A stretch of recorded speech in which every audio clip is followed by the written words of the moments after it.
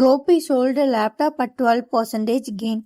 If he had been sold for 1200 more, the gain would be 20%.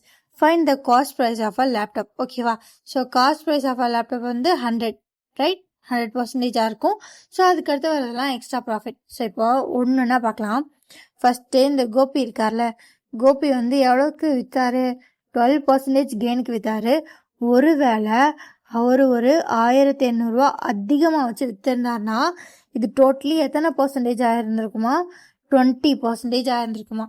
So இப்போது amount wise பார்த்தோன்னா இந்த 12%க்கும் 20%க்கும் உள்ள difference தான் 1200. அப்போது இந்த பர்சன்டேஜோட டிஃப்ரென்ஸ் என்ன? 12, 20 ரெண்டுக்கும் உள்ள difference 8.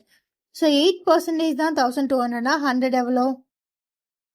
4 2s are 8, 4 3s are 12, so 300.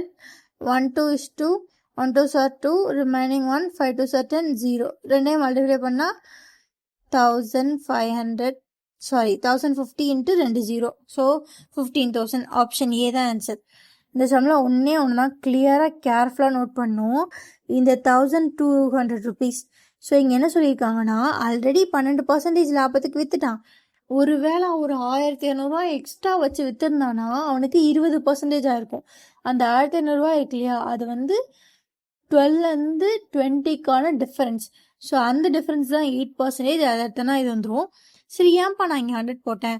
எத்தனை பர்சன்டேஜ் லாபம்? காஸ்ட் ப்ரைஸ் வந்து எத்தனை பர்சன்டேஜ்லாம் லாபம்? அப்போ காஸ்ட் ப்ரைஸ்ன்றது 100. ஸோ 100 போட்டால் ஆன்சர் வந்துடும். இந்த செம்ம கொஞ்சம் யோசிக்காமல் நிதானமாக போட்டால் ஆன்சர் கரெக்டாக வந்துடும். ஓகேவா? Bye guys.